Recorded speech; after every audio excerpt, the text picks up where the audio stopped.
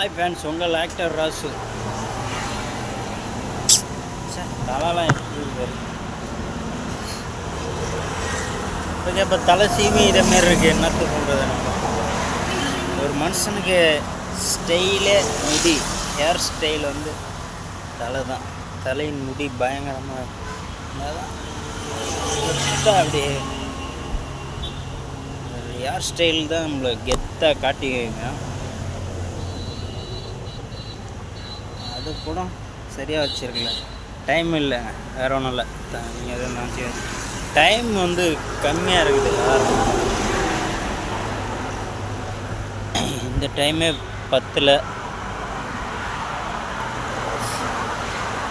வெள்ளையே இருந்தேன். ரொம்ப ஆயிட்டுங்க, ரொம்ப ஃபீலிங்காக இருக்குது.